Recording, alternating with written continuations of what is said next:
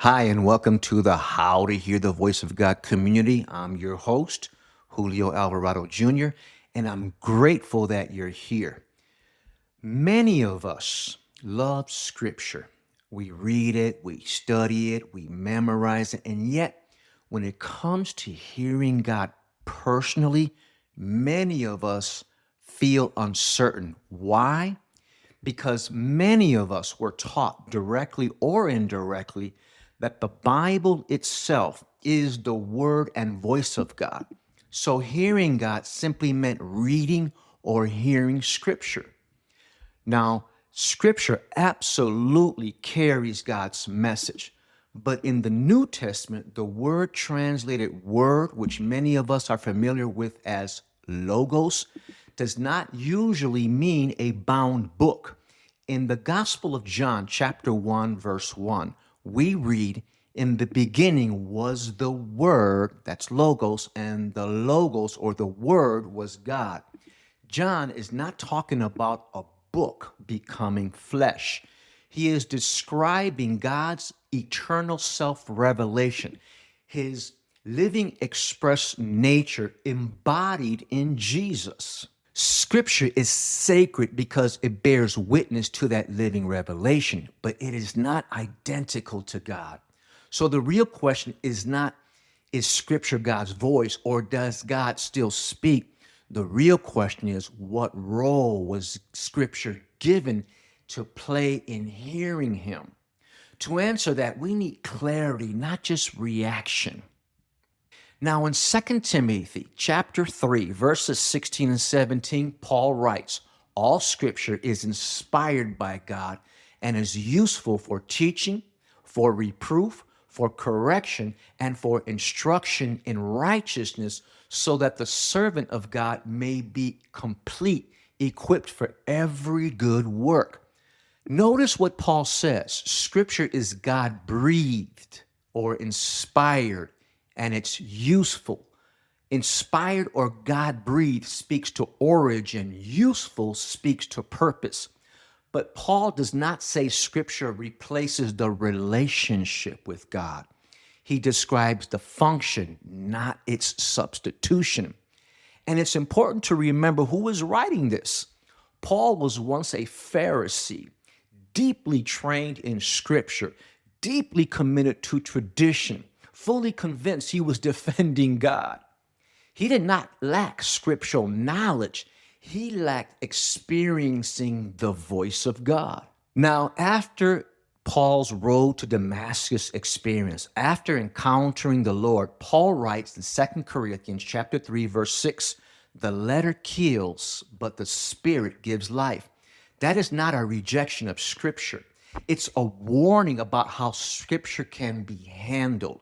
Before Damascus, Paul knew the text. After Damascus, he encountered the one who inspired the Scriptures. The Scriptures did not change. The authority under which he read it, that's what changed. The same text he once used to persecute became the foundation for proclaiming Christ.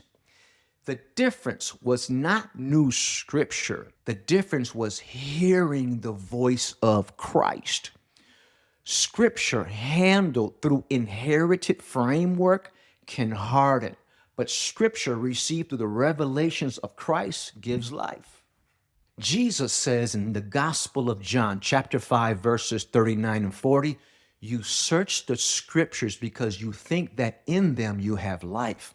Yet you refuse to come to me that you may have life." So scripture bears witness, it testifies, it points. In the New Testament, the word of God refers to God's communicated truth, his revealed will, not merely ink on parchment. In Mark chapter 7, verse 13, Jesus warned that the religious leaders could nullify the word of God through tradition. In 2 Corinthians chapter 4, verse 2, Paul said that the word of God could be handled deceitfully. The text may remain intact, but the living intent can be distorted. After his resurrection in Luke chapter 24, Jesus walked with two disciples on the road to Emmaus. They knew the scriptures, yet they were confused and discouraged. In Luke 24, we're told that Jesus opened the scriptures to them, and later that he opened their minds to understand the scriptures. Afterward, they said, "Did our hearts not burn while he opened the scripture to us?" The text, again, had not changed, but the presence had. Illumination made the written word come alive. In our next session, we're going to explore this more deeply, how Christ engages the mind and heart as a teacher, opening understanding from within, not by adding to Scripture, but by opening our minds to understand the Scriptures. When John says in John chapter 1, verse 1, that the Word was with God and was God, he is describing God's own self revelation. In other words, his expressed nature.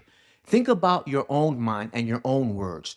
Your word is with you, it comes from you, it expresses you, and it represents you. And yet, your word is not something separate from you, it carries your thoughts and it reveals your nature. It communicates who you are. In that sense, your word is with you and your word is you expressed. John is saying something infinitely greater about God. The word is God's own self expression, distinct in relationship, yet sharing the same divine nature. Paul builds on this idea in 1 Corinthians chapter 2 verse 16, where he says, "But we have the mind of Christ, not because our humanity disappears, but because it is renewed and reshaped by the Spirit of Christ." So just as your word reveals your mind, Christ reveals the mind of God. And through the Spirit, we are invited into that revealed mind. Now, here is the balance that restores clarity. Scripture anchors, the Spirit applies. Scripture preserves revelation, but the Spirit personalizes the understanding. Scripture reveals the character of God, but the Spirit aligns the believer with that character. Scripture records God's revelation. The Spirit makes that revelation living within us. Without Scripture, righteousness becomes self defined.